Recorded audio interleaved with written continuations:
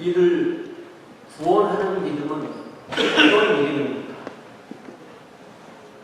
우리가 가지는 믿음이 어떤 믿음일 때 그 믿음이 우리를 구원할 수 있을까요? 이 질문은 매우 중요하고 심각한 것입니다. 평생 주님을 믿는다 하고 또 교회에 나온다고 하면서도 신앙생활을 한다고 했는데도 자신을 구원하지 못하는 그런 믿음을 가지고 있다면 이는 매우 심각한 거죠.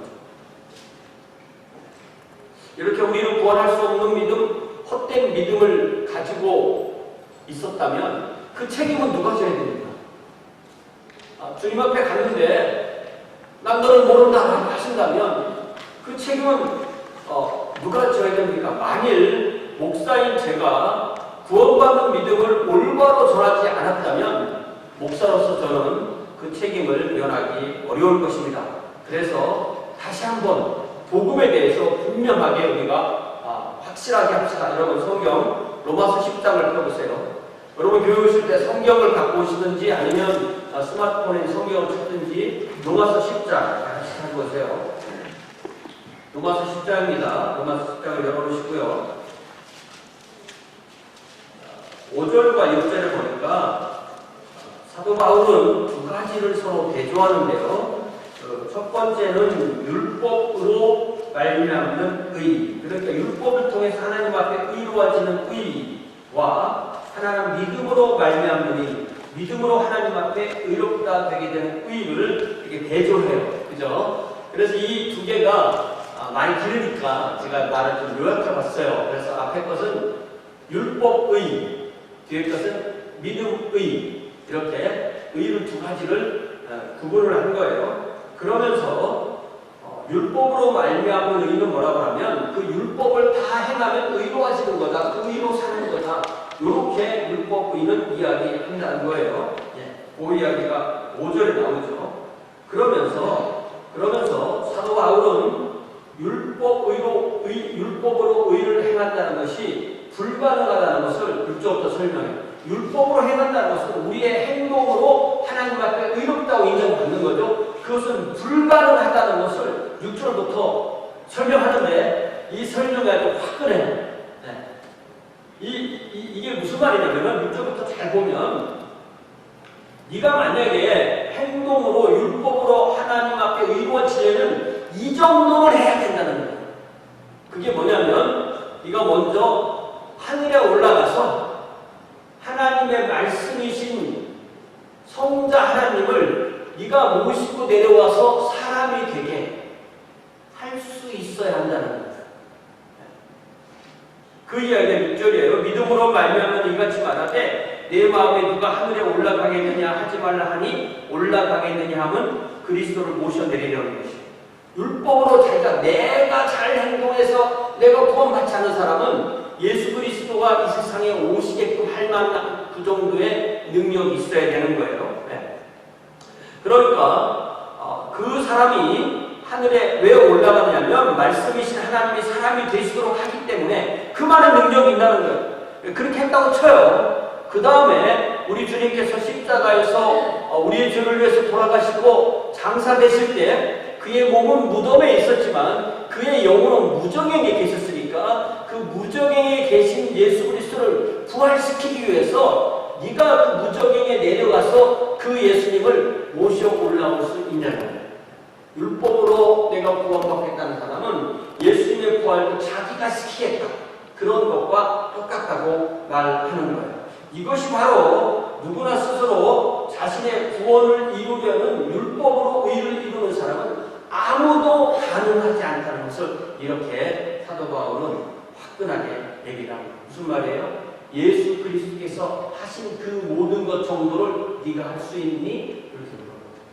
그러니까 우리는 행함으로는 하나님 앞에, 우리 스스로의 의를 통해서는 하나님 앞에 절대로 구원을 받을 수 없다는 것입니다. 그러니까 율법의 원래 기능은 우리를 구원하기 위해서 우리에게 주신 것이 아니고 우리를 죄인으로, 우리는 구세주가 필요해, 우리는 예수님이 필요해 라는 것을 알려주고, 마치 병원에 가면은 의사들이 우리의 몸을 진단해주고 당신에게 이런 몸이 있습니다라고 진단해주는 그 진단 자체가 우리를 치료해주는 게 아니죠.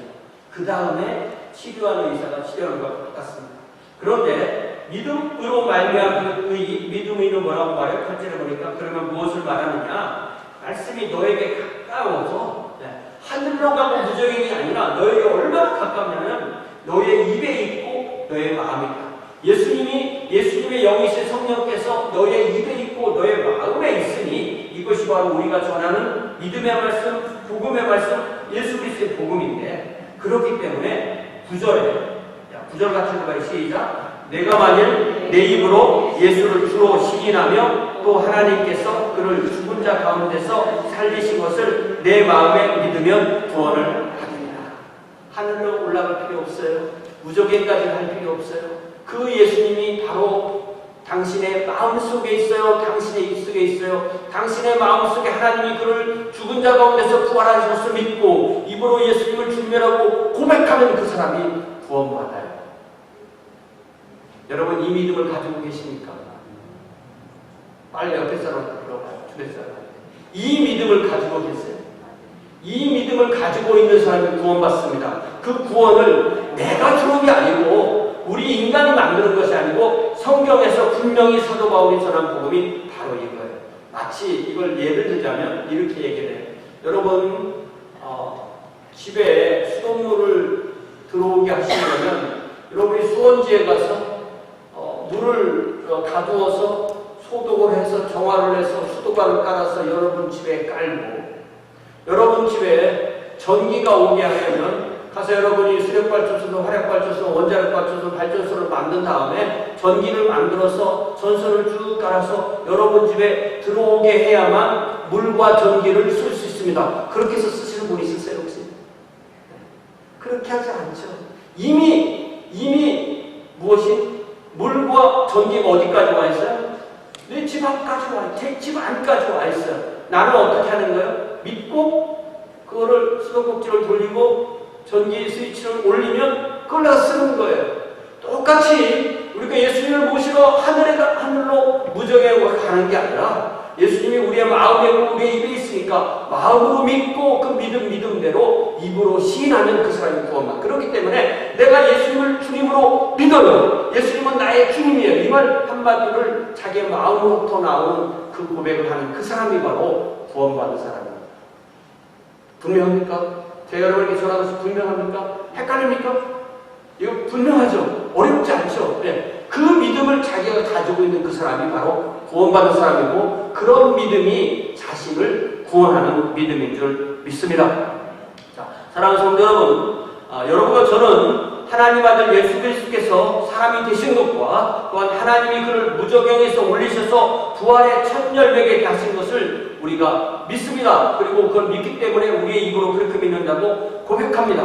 그렇기 때문에 그 믿음이 저와 여러분을 구원하는 믿음이 되는 것입니다. 사도 바울은 자신이 이렇게 진리의 말씀을 옳게 전해 온 것처럼 자신의 사랑하는 아들 디모데도 그렇게 하나님의 말씀을 잘 분별해서 옳게 전하는 그러한 하나님의 일꾼이 되기를 원하고 그렇게 격려하는 것입니다. 단지 사도 바울, 단지 디모데뿐만 아니라 저와 여러분도 또한 하나님의 말씀을 옳게 분별해서 그 말씀을 믿고 그 말씀대로 고백하고 그 말씀을 전하는 그런 주의 자녀들이 되어야 될 줄 믿습니다. 그래서 오늘 저의 설교의 제목은 뭐예요? 말씀의 일꾼.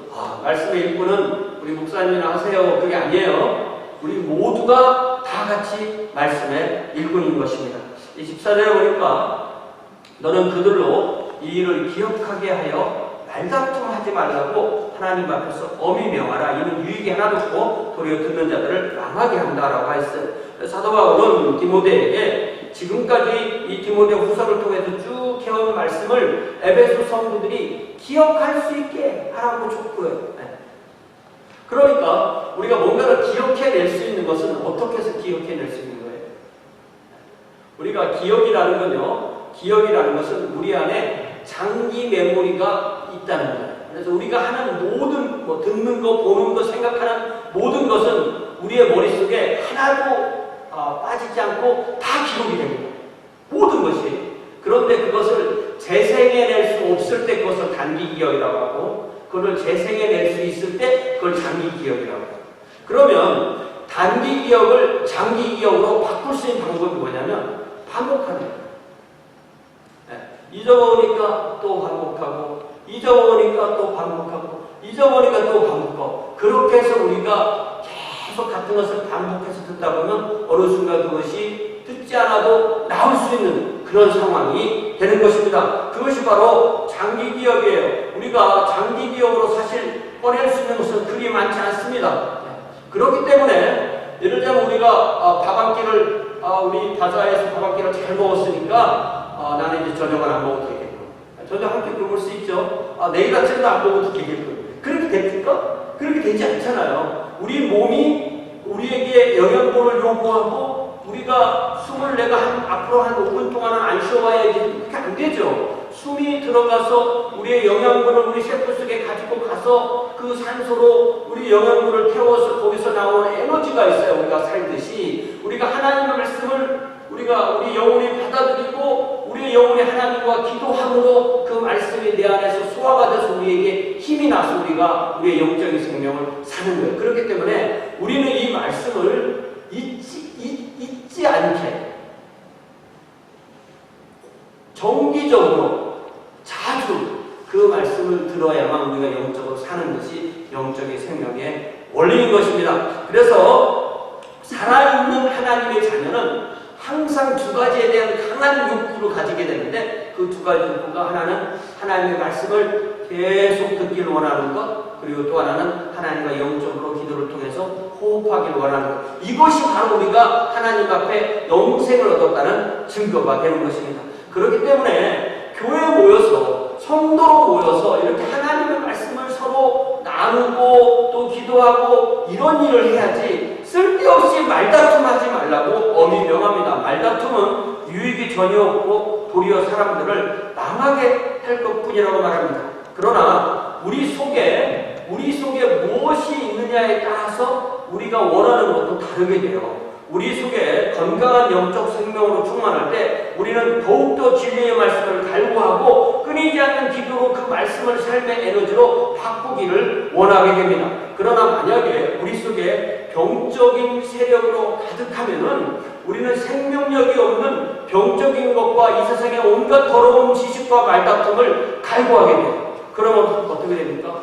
영적으로 건강한 사람은 말씀을 더 찾고 기도를 더 하게 되니까 더욱더 건강해지는데, 영적으로 병든 사람은 더욱더 나쁜 것만을 추구하기 때문에 더욱더 병약해지는 거예요. 이것이 바로 영적인 진리고 영적 실상입니다. 그래서 우리 주님은 가진 자는 더 받아서 풍성하게 되고 없는 사람은 그 가진 것도 빼앗기게 된다, 이렇게 말씀하신 거죠. 그래서 15절에서 사도 바울은 사랑하는 아들 디모데에게 이렇게 권면합니다. 너는 진리의 말씀을 옳게 분별하라. 여러분, 의사를 만나면 의사가 너는 이런 병이 있으니까 이런 약을 먹어야 돼. 처방전을 써주죠. 처방전을 가지고 약국에 가면 약국에 벽에 꽉 차게 약들이 있죠. 그러면 약사가 이렇게 목에 맞춰서 약을 줘요. 그런데 우리는 가끔 어떤 생각을 하게 되냐면, 어떻게 보면 약사는 뭐 그렇게 어렵지 않은 일을 상당히 지루하게 하는 직업이 아닌가, 이런 생각도 좀 해보죠. 그죠? 이왕이면 의사가 좀 더 버라이어티할 것 같다. 약사는 뭐 그냥 이거 보고 이렇게 찾아서 이렇게 해서 주고 하면 되는 거 아닌가, 이런 생각하게 되죠. 그런데 약사가 되기 위해서 얼마나 공부를 많이 합니까? 약국에 있는 그 수많은 약을 의사의 처방전과 다르게 환자에게 처방한다면 그 환자는 심각한 위험에 빠질 수가 있기 때문에 약사가 이렇게 엄한 공부를 하는 거예요. 그러니까 사실은 의료계통에 속하는 모든 사람은 마찬가지예요. 의사, 간호사, 치료사, 약사 이런 분들이 다 그렇게 공부를 열심히 해야 되는 이유가 자칫하면 사람을 죽일 수가 있다는 거예요. 그러니까 하나님의 말씀도 다 똑같이 정통 교리를 가르치는 사람이나 이단 교리를 가르치는 사람이나 똑같이 하나님의 말씀을 쓰는 거예요. 근데 똑같은 하나님의 말씀으로 어떤 사람은 사람을 살리는가 하면 어떤 사람은 사람들을 악의 구렁텅이로 지옥으로 끌고 가게 된다는 것입니다. 하나님의 말씀을 혼잡하게 하는 사람들은 사람들을 자기의 욕심대로 끌어들여서 성경을 무기로 삼아서 그들의 자기의 욕심을 채우게 되는 것입니다. 똑같은 성경인데 그 말씀을 바르게 분별하여 다루지 못하면 사람을 죽이는 것이 될 수 있다는 것입니다. 그래서 우리는 먼저 자신을 위해서 우리가 예수 믿고 어느 정도 수준이 오르면 자신을 위해서 온전히 말씀을 분별할 수 있는 능력을 모든 성숙한 성도들은 스스로 갖춰야 됩니다. 왜냐하면 우리가 어릴 때는 엄마 아빠가 이렇게 먹을 수 있는 것 이렇게 입으로 떠넣어주잖아요. 그죠? 네. 처음에는 젖도 주고 그 다음에 우유도 주고 먹으면 이렇게 떠넣어주고 이렇게 그렇게 주는데 어느 정도 이상 되면 아이들이 학교 가고 나가고 그러면 엄마 나 이거 먹어도 돼? 전화가 할 수 없잖아요.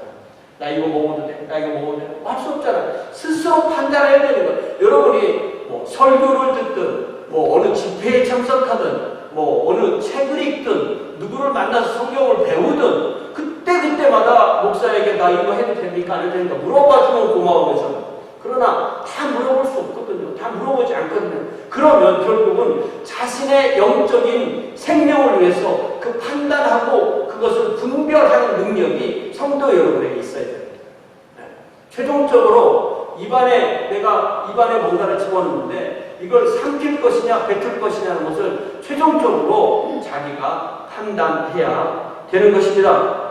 그러기 위해서 우리는 스스로 분별할 수 있는 능력을 길러야 되고, 그러기 위해서 우리는 함께 교회를 이루고 신앙생활하는 거예요. 혼자 하면은 자기가 잘하는지 못하는지 모르죠. 우리가 제가 성가대 때 맨날 틀린다고 하잖아요. 이게 제가 너무 열심히 불러서 틀리는 거예요. 저는 한 박자를 하라고 하면 한 박자를 다 해요. 네 박자 다 하면 반드시 틀리는 거예요. 그걸 이제 알았어요. 이제 최근에 알았습니다. 그래서 한 박자는 한 0.9, 네 박자는 한 3.5 이렇게 해야만 안 틀리는 거예요. 이렇게 넘어가는 걸 저는 잘 몰라. 그래도 항상 저 때문에 항상 틀리는 거예요. 그게 함께 하는 거. 네. 우리가 신앙생활도 함께 하는 거예요. 함께 하는 거. 예를 들면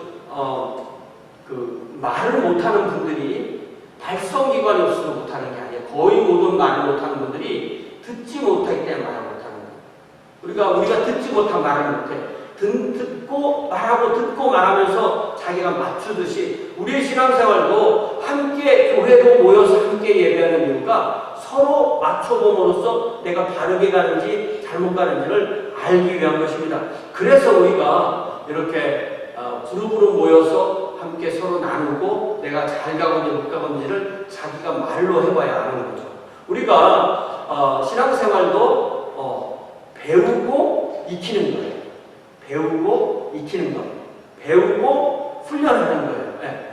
배웠다고 할 줄 아는 게 아니고. 배운 것을, 예를 들면 제가 수영에 대해서 10년 동안 공부를 했어요. 물에는 한 번도 안 들어갔어. 그럼 제가 수영할 수 있을 것 같아요? 훈련이 안 된 거죠. 네. 이론만 아는 것 같으면 안 되는 거거든요. 그래서 우리가 함께 모여서 훈련한다는 것은 뭐냐면 우리의 신앙생활이 우리의 몸에 배도록 하는 거예요. 그래서 오늘부터 우리가 모이는 이 주일 5분 모임이 이렇게 우리 성도가 함께 모여서 말씀을 분별하고 나누고 전할 수 있도록 자기가 듣고 또 자기 입으로 얘기해보고 또 나누고 다른 사람 얘기도 들어보고 또 그렇게 해서 자기 몸에 배서 그것이 자연스럽게 삶으로 이어지도록 그렇게 훈련하는 모임입니다. 그래서 제가 어떤 자료를 쓰면 좋을까 생각해보다가 우리가 매달 석 달에 한 번씩 받는 그 오늘의 양식 아워 데일리 브레드가 이게 영어도 있고 한국어도 있고 또 번역도 잘 되기 때문에 여기 찬송도 있고 본문도 있고 기도 제목도 있고 예화도 있고 다 있으니까 이걸 우리가 함께 읽고 또 한두 그룹, 두세 그룹으로 나누어서 우리가 서로 함께 한 오후에 한 30분 정도 이렇게 나누면 우리 좋은 훈련이 되겠다. 그래서 이게 참 좋은 기회다. 이렇게 생각을 하게 됐어요. 여러분에게 함께 참여해서 그런 좋은 기회를 삼기를 바랍니다. 자, 그래서 우리의 믿음은 단지 머리에서 그치는 게 아니에요. 우리의 믿음은 우리를 부끄러울 곳이 없는, 부끄러울 것이 없어야 되는 거죠. 부끄러움이 없는 삶으로 우리를 이끌어가는 것이 믿음입니다. 우리는 이렇게 부끄러울 것이 없는 말씀의 일꾼으로 인정되기 위해서 우리에게 주어진 모든 것을 최선을 다해서 사용해야 돼요. 목사만 말씀의 일꾼이 아닙니다. 모든 성도가 말씀의 일꾼이에요. 모든 성도가 곧 모든 제자입니다. 어떤 사람은 나는 성도이지, 나는 신자이지 제자는 아니에요. 이런 사람이 있어요. 그렇지 않습니다. 모든 신자가 다 제자이고, 다 모든 그리스도의 제자가 다 신자이지, 나는 예수님을 믿기만 하고 따르지는 않을래. 그런 신자는 없어요. 모든 예수님을 믿는 자는 모든 예수님을 따르는 자입니다. 모든 성도가 곧 모든 제자입니다. 우리는 성도만 되고 제자는 되지 않을 수 없습니다. 성도가 제자이고 제자가 곧 성도입니다. 믿는 자가 곧 따르는 자고 따르는 자가 곧 믿는 자입니다. 우리는 이것을 이 땅에 주어진 기회 안에서 절명을 다해서 주님을 믿고 주님을 따르기를 추구하는 삶이 바로 주님을 따르는 그리스도인의 삶입니다. 이것이 바로 우리가 싸우는 믿음의 선한 싸움이 되는 것입니다. 이제 16절에 보니까 다시 망령되고 헛된 말을 버리라. 그들은 경건하지 아니하면 점점 나아간다. 그러니까 사도 바울은 진리에서 어긋나서 잘못된 길로 가는 이들의 예를 드는 거예요. 그들은 망령되고 헛된 말, 이단의 말, 영적 질병으로 이끌어 있는 오염된 말에 이렇게 몸에 이미 그들의 마음이 이렇게 점령된 거예요. 그들은 놀랍고 또 교묘하게 하나님의 말씀을 사용하여서 영혼을 사냥하는 사람들에게 끌려갑니다. 그래서 점점 더 나빠지는 거예요.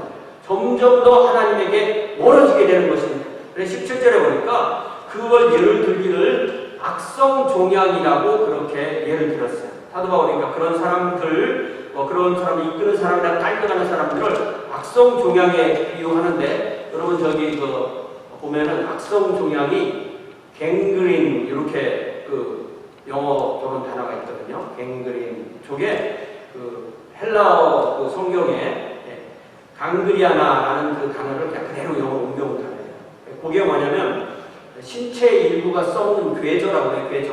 눈에 보일 때 막 몸에 썩어 들어가는 병, 그 병을 부르는 단어인데, 항상 그런 썩어 들어가면서 처음에 상처는 작아요.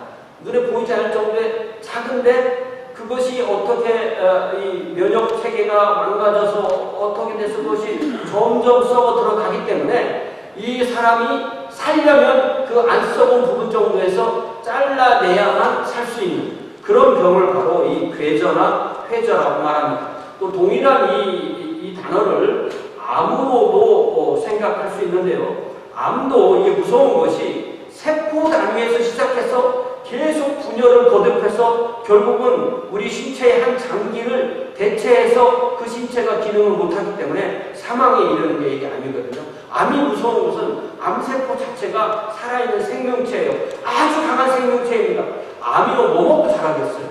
암이 우리가 먹는 똑같은 음식, 우리가 먹는 똑같은 호흡을 통해서 얻은 이 산소를 이용해서 암세포를 계속 증식시키는 거예요. 그러니까 암이 무서운 것은 그 암이 세포 분열을 계속해서 그 세포로 시작하는 상태에서는 아무도 그걸 모르는 거예요. 아무도 의사가 그걸 알아낼 수 있는 것이 아닙니다.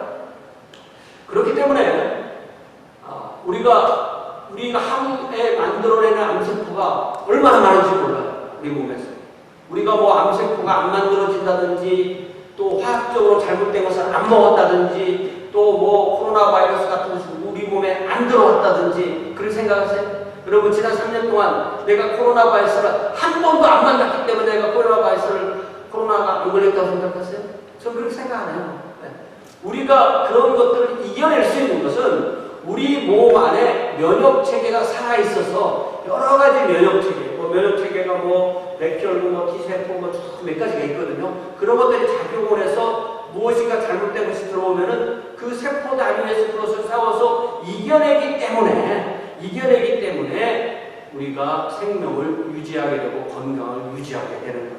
네. 그러니까 건강한 사람은 그 안에서 면역 체계가 활발하게 활동해서 이 모든 것에 효과적으로 대응해서 물리치는 것입니다. 공격이 없어서 건강한 것이 아니라 공격을 효과적으로 막아내기 때문에 건강한 거죠. 이것이 영적인 진리에서 같은 거예요. 우리가 우리의 생활 가운데서 우리 주변에 우리가 매니어로나 사람으로나 이 세상의 흐름으로나 악한 것을 접하지 않고 살 수가 없어요. 악한 것을 접하긴 하지만 우리가 그것을 효과적으로 방어할 수 있기 때문에 우리가 영적으로 살 수 있는 것입니다. 이 에베소 교회에서 이렇게 에베소 지역에서 이렇게 암적인 가르침을 퍼뜨린 사람의 이름이 저기 딱 나오는데 그 이름이 뭐예요? 후메네오 빌레도. 참 명예롭지 못한 이름입니다. 그런데 고린도전서 1장 20절을 보면은 후메네오와 알렉산더 이렇게 돼 있어요. 근데 고린도 후서에 가니까 후메네오와 빌레도. 그러니까 이 후메네오라는 사람은 아주 끈질긴 사람인 거예요. 고린도전서 1장 20절을 보니까 이 후메네오와 알렉산더는 착한 양심을 버렸다. 믿음에 관해서는 파산한 사람이다. 이미 믿음으로서의 배가 다 파산해서 바다에 빠진 사람이다. 그랬는데 고린도 후서에 또 나오는 거예요. 사도 바울은 그들을 사탄에게 내주었다고 하는데 이 후메네오가 이제는 빌레도와 짝을 이어서 에베소 지역에서 왕성하게 활동하고 있는 거예요.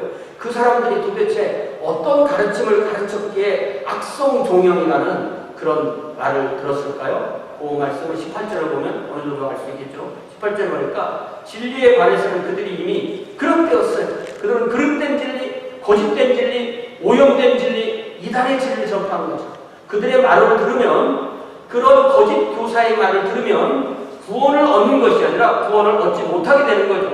그러면 이 후메네오와 빌레도의 가르침을 한마디로 말하면 뭐냐면 부활이 이미 지나갔다. 이렇게 얘기를 합니다. 그러니까 이들의 가르침을 하나로 딱 요약하면 부활이 이미 지나갔다 이렇게 얘기했다는 거예요.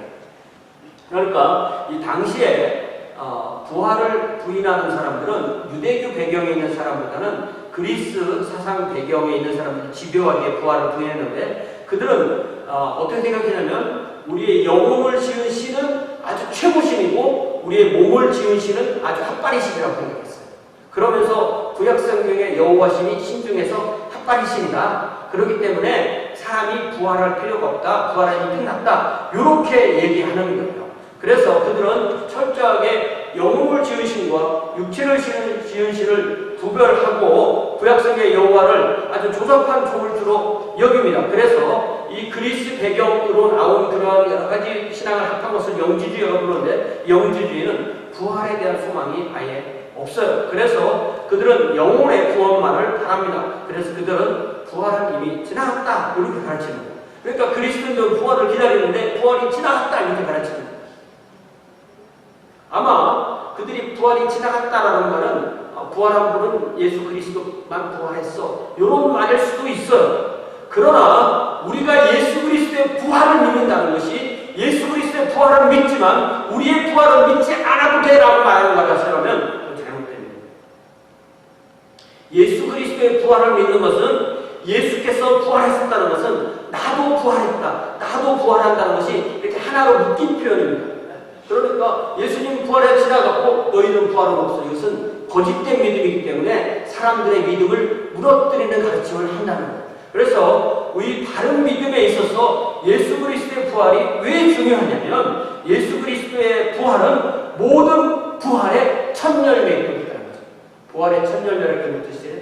첫 열매라는 표현은 그 첫 열매 뒤로 따라오는 모든 열매를 한꺼번에 부르는 말이 바로 첫 열매입니다. 그래서 부활이 이미 지나갔다는 것은 예수 그리스도의 부활을 아무런 효과가 없는 것으로 만듭니다. 사실은요, 예수께서 부활하신 이후에 저와 여러분과 똑같은 이런 하나님의 아들이 아닌 보통 사람들이 부활한 예가 없어요. 우리 모두는 다 부활을 기다립니다. 그렇지만 예수 그리스도의 부활이 그분만의 부활로 그친다면 우리의 믿음은 무너지고 마는 것입니다. 우리가 예수 그리스도의 부활을 믿는 것은 우리 주님의 부활 안에 우리의 부활이 하나로 묶여있다는 것을 믿는 것입니다. 그러므로 부활은 이미 지나간 것이 아니라 우리는 부활을 기다리는 것입니다. 우리 그리스도인이 가지고 있는 소망이라는 것은 바로 육체의 부활을 믿습니다 라는 그 소망인 거예요. 물론 우리가 지난주에 말씀대로 영적인 부활, 첫째 부활은 우리가 예수님을 믿으면서 사망에서 생명으로 옮기는 첫째 부활은 모든 성도가 다 가지고 있는 거예요. 그러니까 부활로 연결해서 정의하면 이렇게 할 수 있죠. 우리는 첫째 부활에 참여했고 둘째 부활을 기다리고 있어요. 이것이 참된 그리스도인의 신앙이 되는 것입니다. 우리는 이 첫째 부활에 참여했기에 둘째 부활을 기다리면서 이 소망 가운데서 이 세상의 순례자로서의 삶을 하루하루 걷는 것이 성도의 삶인 것입니다. 저와 여러분이 이 믿음의 여정을 걷는 동안은 시시때때로 들어오는 온갖 영적인 공격과 병마를 대항하여 선한 싸움을 싸우는 영적 면역 체계가 여러분 안에 건강하게 쌓여있기를 예수님의 이름으로 축원합니다. 이제 19절 봅시다. 19절 보니까 그러면 우리가 이렇게 건강하게 영적으로 강하게 살아가는 것이 집사님 대단하세요. 그래서 그럴까요? 네? 대단하다. 이거냐. 우리가 주님과 함께 승리의 나라를 살아가는 것이 우리의 능력과 우리의 신실함에 근거한 거예요. 크레딧이 우리에게 있냐는 거예요. 이미 사도 바울은 여러분 디모데후서 2장 13절에 보니까 우리는 미쁨이 없을지라도 주는 항상 미쁘시니 자기를 부인할 수 없다라고 말씀하셨어요. 이게 무슨 말이에요? 우리는 우리 자신을 신뢰할 수 없다는 거예요. 그러니까 진정한 믿음은 우리 자신을 신뢰하는 것이 아니라 신뢰할 수 있는 분이신 주님을 신뢰하는 거예요. 그러니까 우리의 믿음은 우리의 미쁨, 우리의 신실함에 근거하지 않습니다. 만일 우리가 우리 자신을 믿는다면 우리는 우리 자신을 믿을 수 없고 우리 자신을 신뢰할 수 없는데 만일 우리의 구원을 우리 자신에 둔다면 그거는 두말할 것도 없이 심각한 우상숭배죠. 자기라는 하나님을 믿는 우상숭배입니다. 그렇기 때문에 나는 할 수 없어요. 나는 믿음이 없어요. 나는 신실하지 않아요. 나는 나를 의지하지 않아요. 이게 바른 신앙인 것입니다. 우리는 우리 스스로를 결코 구원할 수 없습니다. 그래서 사도 바울 19절에서 먼저 뭐라고 써볼까요? 하나님의 무엇이? 견고한 터가 섰다. 무슨 말이에요? 이거는 하나님의 견고한 터지만 하나님이라는 견고한 터라고 이해해요. 우리가 서야 할 믿음의 터는 하나님이시라는 견고한 터입니다. 그러니까 여러분들이 그 밤에 주무실 때 꿈꿀 때 떨어지는 꿈 꾸십니까? 가끔 꾸는데 떨어지는 꿈 꾸다가 깨요? 아니면 어디가 떨어져요? 저는 떨어져서 그래도 어디가 떨어져서 깨요. 꿈이 끝나고 벌써 어떤 사람은 떨어지다가 꿈이 안 끝났는데 깨면 계속 떨어지고 있는 거잖아. 계속 떨어지는 데를 무적행이라고 하거든요. 바dom이 없다는 뜻이에요. 무적행. 바dom네스 핏. 무적행. 그런데 우리 하나님의 자녀들은 쭉 떨어지면 거기에 어디라고요? 거기에 바로 하나님. 떨어질만 하죠.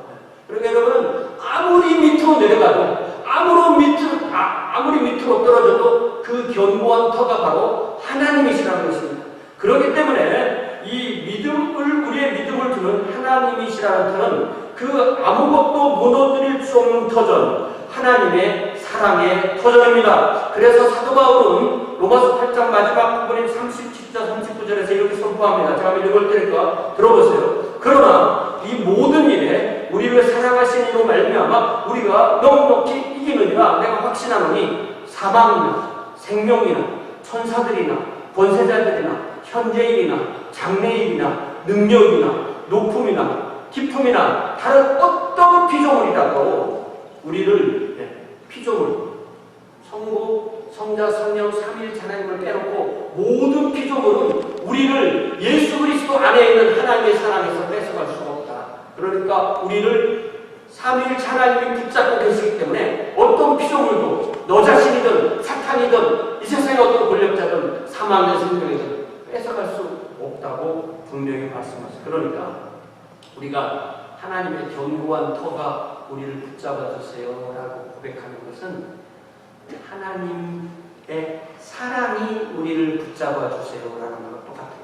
그러니까 저와 여러분이 우리의 믿음을 예수님은 나의 구주 주님이시라고 우리의 믿음을 우리 주님 예수 그리스도 안에 두면 하나님께서 예수 안에 있는 저와 여러분을 사랑으로 하나님의 사랑으로 변함없이 붙잡아 주시는 것, 이것이 바로 구원의 확신이 되겠습니다. 그러니 구원의 확신은 내가 세게 믿어서 구원을 확신하는 게 아니에요.